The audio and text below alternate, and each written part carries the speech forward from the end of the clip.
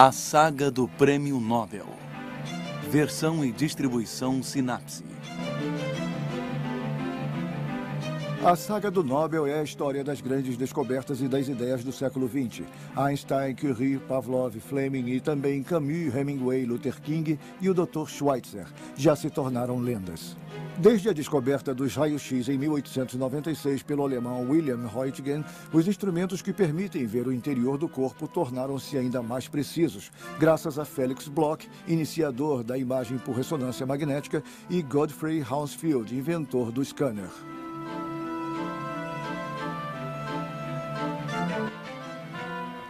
Os instrumentos da medicina. O interior do corpo humano é uma das regiões onde a ciência mais demorou a se aventurar. No entanto, a partir de 1230, uma lei promulgada pelo imperador Frederico II obriga os estudantes de medicina a praticar a anatomia, limitando-se à dissecação de corpos humanos. Lei a qual o papado responde excomungando o imperador profanador de cadáveres. É preciso esperar até a Renascença para que os estudantes de medicina possam assistir sem medo às aulas de dissecação e para que artistas como Leonardo da Vinci e médicos como Vesali procedam ao recenseamento sistemático da máquina humana. Até o fim do século XIX, a imagem médica é aperfeiçoada na descrição minuciosa dos corpos e das patologias. Mas não é uma contradição querer tratar seres vivos com base em observações feitas em cadáveres? A não ser que... Sim, a não ser que se pudesse esfolar o paciente vivo, camada por camada. Eu não havia falado do meu trabalho com ninguém. Eu dizia para minha mulher que eu estava fazendo uma coisa que as pessoas, quando soubessem, diriam que Röntgen enlouqueceu. No dia 1º de janeiro de 1896, enviei trechos de artigos meus e o diabo foi solto. 27 de março de 1845, 16 horas. Friedrich Röntgen, comerciante de tecidos da cidade de Lennep, perto de Colônia, e sua esposa Charlotte Constance estão recebendo neste mundo seu filho William, futuro primeiro prêmio Nobel de Física da história.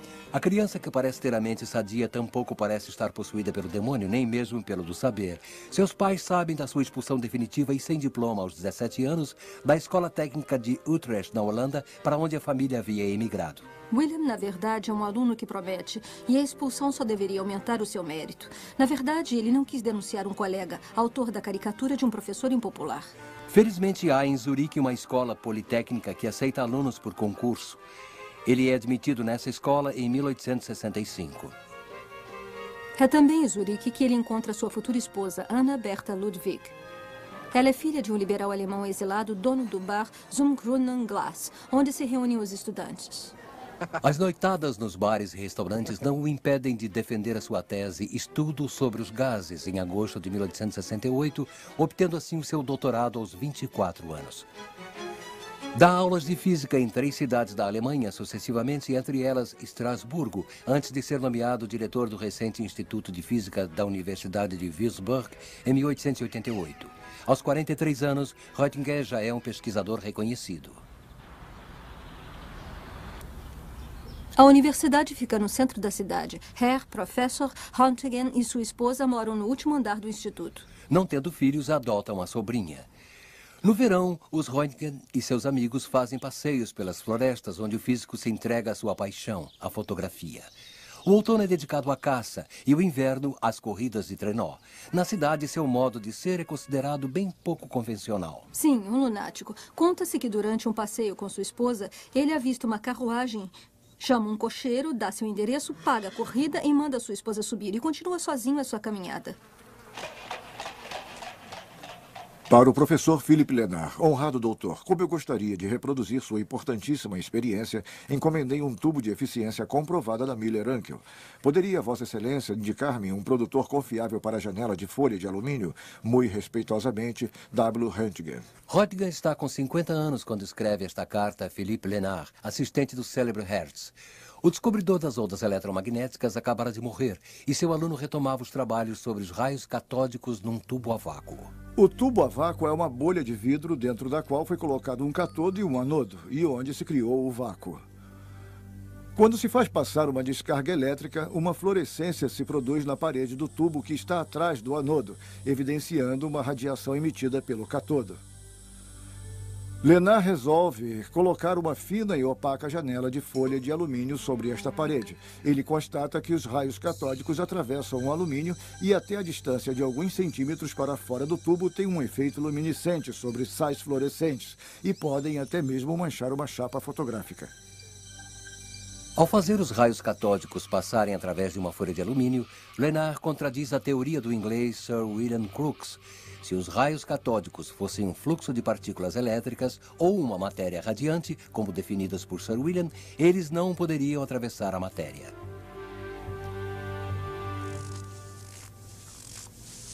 Mas, ao afirmar que se trata de um fenômeno luminoso, Lenard aproxima-se da verdadeira natureza desses misteriosos raios, passando bem perto sem saber da celebridade universal. Para o professor W.C. Roentgen. Muito honrado, professor. No momento não disponho de um bom fabricante, por isso envio 2 folhas do meu estoque. Elas têm 0,005 milímetros de espessura. Respeitosamente, Philippe Lenard. Sexta-feira, 8 de novembro de 1895, final da tarde. Roentgen acaba de refazer a experiência de Lenard. Muda alguns parâmetros a fim de conhecer melhor a natureza dos raios catódicos. Para isso, Roentgen decide utilizar um tubo a vácuo com a parede de vidro bem espessa, porém transparente. Aumentando a descarga elétrica, ele quer verificar se os raios catódicos poderiam sensibilizar uma tela revestida de partículas fluorescentes. Roentgen confecciona uma capa de cartolina preta a fim de evitar que a própria luminescência do tubo influa na experiência. Para testar a opacidade de sua instalação, ele escurece o ambiente e envia uma descarga de alta tensão dentro do tubo. Ele constata com satisfação a opacidade da cartolina. Mas seu olhar é atraído por um reflexo esverdeado a mais de 1 metro do tubo a vácuo.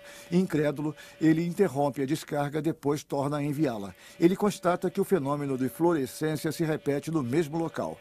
Acende um fósforo e se dá conta de que a estranha luz provém da tela que está sobre um banco.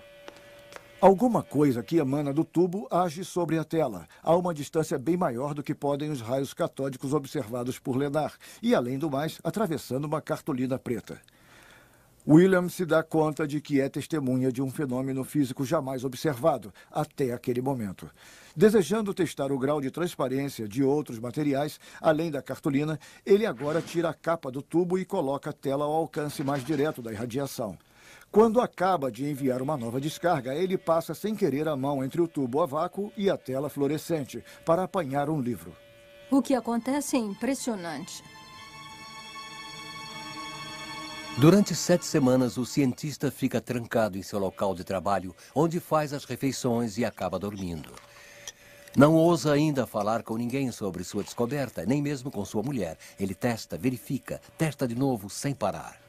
Roentgen descobre que os raios imprimem marcas nas placas fotográficas. Assim, ele pode apresentar provas tangíveis das suas observações. Ele começa a medir a translucidez de diversos objetos, fotografando a sua sombra, como a deste estojo de madeira que contém um jogo de pesos de medidas, ou a de uma bússola, com ponteiros metálicos. Roentgen acredita que estes raios, que ele batiza com a letra X, o desconhecido, a incógnita na matemática, nada tem a ver com os de Lenard, devido ao seu longo alcance. Será preciso esperar 11 anos até que isto se confirme. É Einstein quem irá explicar a verdadeira natureza de ondas eletromagnéticas muito curtas pelo efeito fotoelétrico. Assim, os raios-x se devem à liberação de grãos de energia, os fótons. No dia seguinte ao Natal, o cientista convida sua esposa a entrar em seu laboratório. 1 hora depois, Anna Bertha Roentgen contempla boquiaberta a fotografia dos ossos de sua mão, com uma sombra mais opaca sobre um dos dedos, seu anel. Em 28 de dezembro de 1895, Roentgen envia para a Sociedade de Física um manuscrito com o título Sobre um novo tipo de raios. No dia 5 de janeiro é publicado um artigo na primeira página do jornal vienense Die Presse. Em uma semana, a notícia já percorreu o mundo inteiro. No dia 13 de janeiro, Roentgen é convidado pelo imperador Guilherme II para apresentar sua experiência em Berlim. De volta a Würzburg, no dia 23, ele dá uma conferência para um auditório muito empolgado. Ele não deixa de mencionar seus antecessores, entre os quais Lenard, pois, sem seus trabalhos, não teria descoberto os raios-x. O anatomista Köllinger, cuja mão é radiografada por Röntgen, é aplaudido ao propor que se dê o nome de Röntgen aos raios-x. Em Würzburg, os Röntgen recebem quilos de correspondência, cartas de felicitações, pedidos de informações sobre o material utilizado, além de propostas mais prosaicas. Com o de Christiansen, diretor da fábrica de bicicletas Sleds, que oferece a Röntgen 25% sobre hipotéticos direitos de exploração dos raios-x nos Estados Unidos. O negociante conclui dizendo: Sua invenção é preciosa demais para a ciência, para não ser explorada, e perigosa demais para ser deixada nas mãos de qualquer um. Insensível às propostas comerciais, Röntgen não quer nem registrar a patente. Ele compartilha com alguns dos maiores cientistas da Europa uma nobre convicção. Para ele, as descobertas pertencem acima de tudo à humanidade e não ao seu iniciador. A medicina utiliza este novo sistema revolucionário que permite desvendar, fotografar e até filmar as fraturas ósseas e as lesões pulmonares, até então invisíveis nos seres humanos, e acompanhar a evolução durante o tratamento. Estágios de formação são organizados pelos pioneiros da radiologia médica. Os meios científicos não são os únicos a se interessar pelos raios-x. A polícia e a alfândega podem finalmente desvendar os mistérios do crime graças ao tubo a vácuo. Ladrões e traficantes que se cuidem.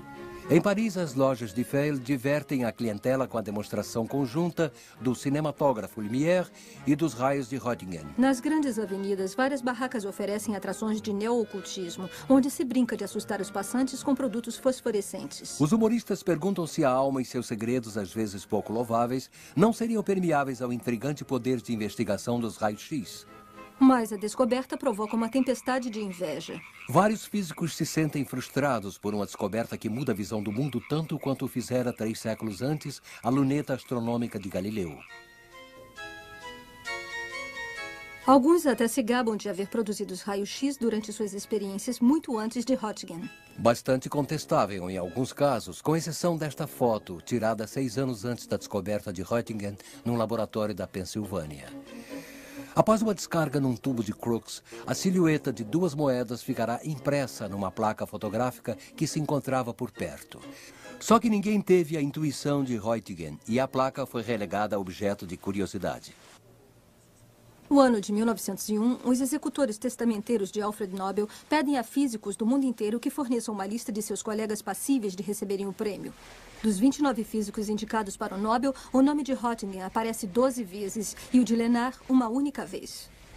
Aos olhos da comissão consultiva, os trabalhos dos 2 homens são complementares, justificando uma possível divisão do prêmio.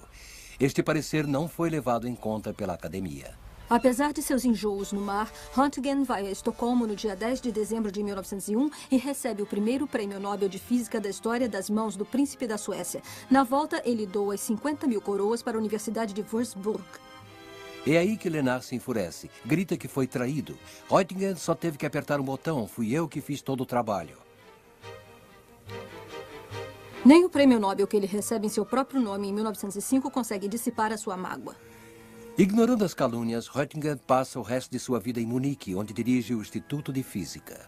A derrota da Alemanha em 1918 deixa-o profundamente chocado e a inflação leva-o à ruína. Viúvo e aposentado, continua até o fim da vida indo ao Instituto, onde mantém um pequeno laboratório. Sua luz se apaga aos 78 anos no dia 10 de fevereiro de 1923. 10 anos depois, Hitler assume o poder. Lenard, que se notabilizou desde os anos 20 por um forte antissemitismo, tornou-se um dos representantes mais visados da hierarquia científica nazista. Sua história da física alemã, em 4 volumes, com forte apelo ariano, em momento algum menciona o nome de Einstein, nem o de Röntgen.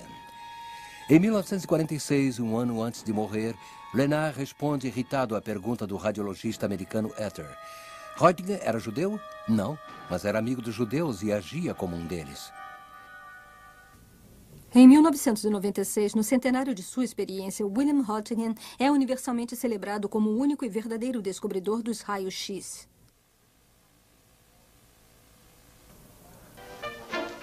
Há algum tempo, os maîtres d'hôtel afirmam que as lâminas de barbear são melhores quando são azuis. Aliás, os raios-x demonstram que elas são mais fáceis de digerir quando bem preparadas. Durante este século, a radiologia não parou de progredir sob o aspecto técnico. Estes avanços foram possíveis graças à resolução de dois problemas maiores. Logo se percebeu o quanto a irradiação é nociva. Foram constatadas graves lesões cutâneas nos pacientes expostos aos raios durante muito tempo, assim como nos médicos que manuseavam os tubos a vácuo. Alguns pioneiros da radiologia acabaram até morrendo. Procurou-se então reduzir o tempo de exposição aos raios-x, aumentando a intensidade do feixe. Para proteger os que manuseavam os aparelhos, foram fabricadas proteções de chumbo e cabines isolantes.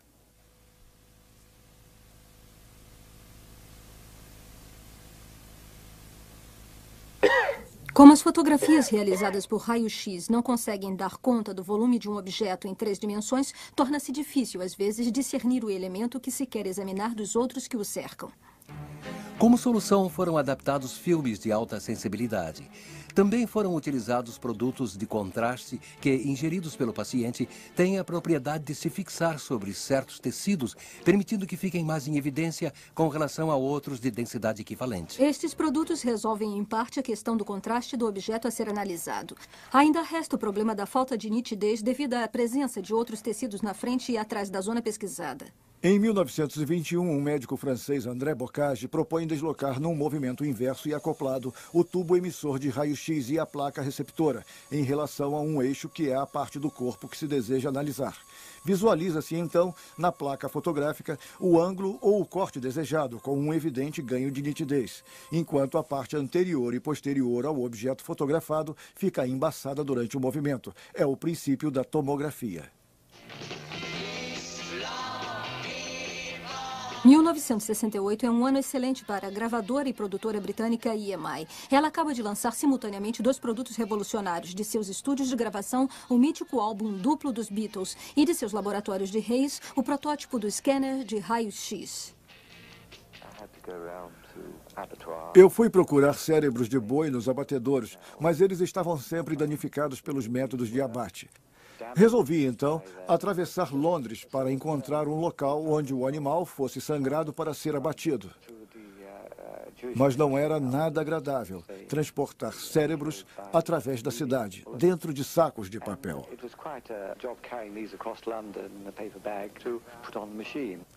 O engenheiro Godfrey Hounsfield realizou, após 9 horas de coleta de dados informáticos e 1 hora de reconstrução por computador, esta imagem em corte de um cérebro. Como recompensa, recebe o Prêmio Nobel de Medicina no dia 8 de dezembro de 1979. Um neurologista, Dr. Ambrose, expõe a Hounsfield o problema da proximidade muito grande de densidade entre os diversos tecidos do cérebro, que acaba impedindo que os radiologistas localizem com precisão as lesões tumorais.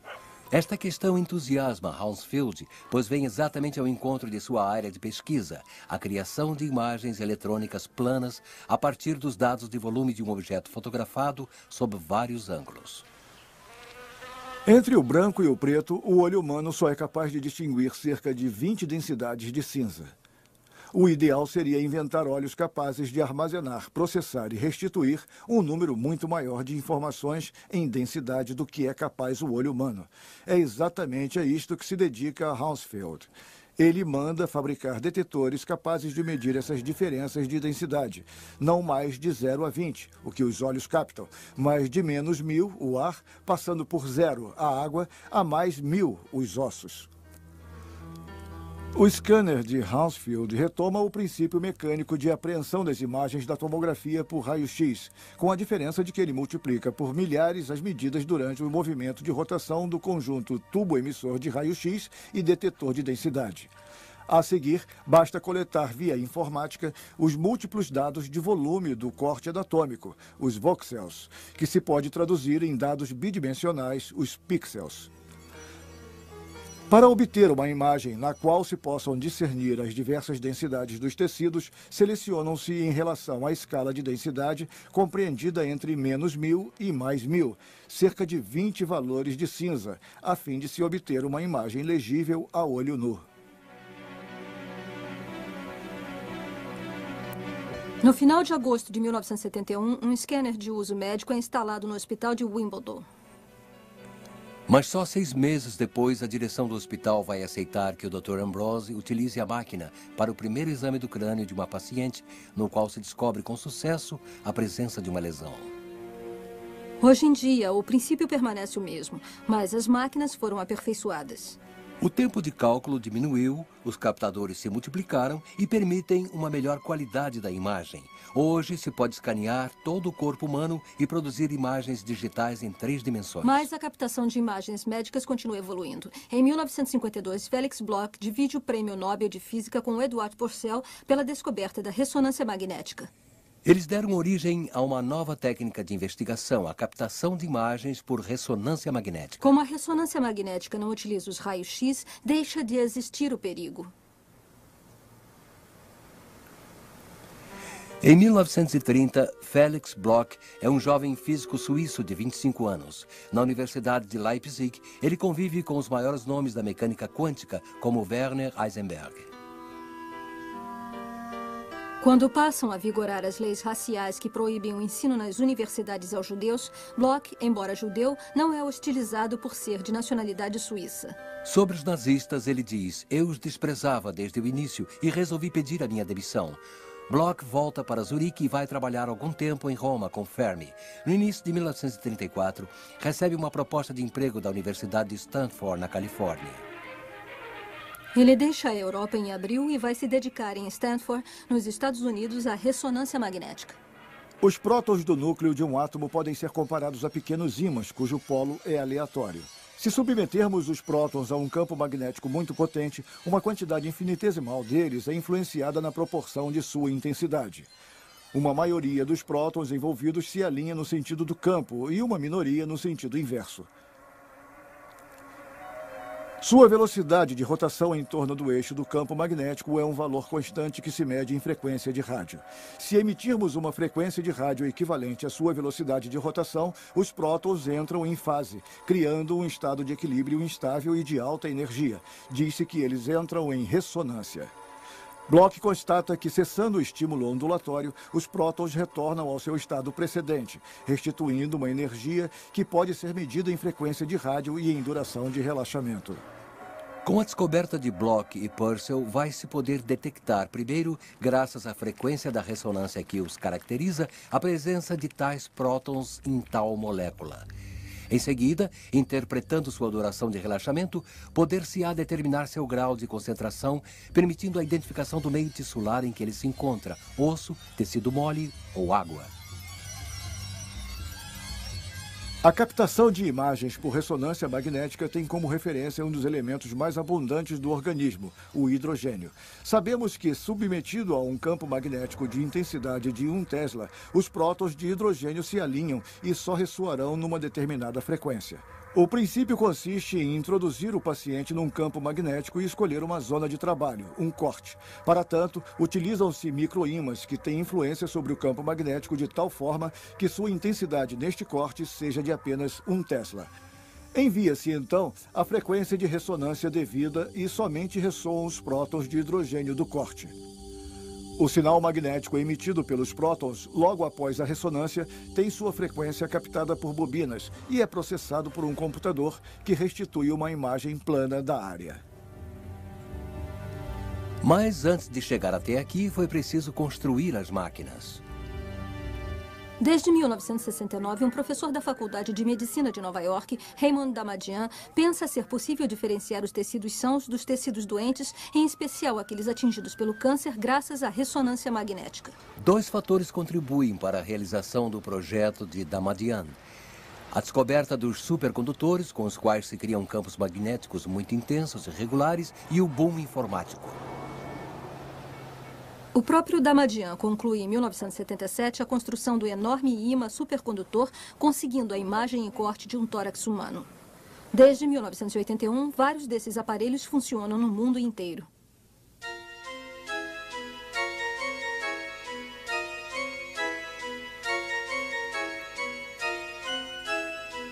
Em um século, a captação de imagens médicas, que permite estudar ao vivo a anatomia dos órgãos e a evolução das patologias, tornou-se uma ferramenta indispensável à medicina.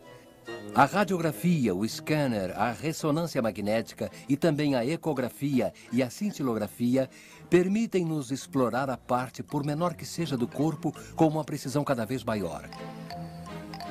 Graças às diferentes técnicas de investigação, não é mais preciso abrir um corpo humano para fazer um diagnóstico.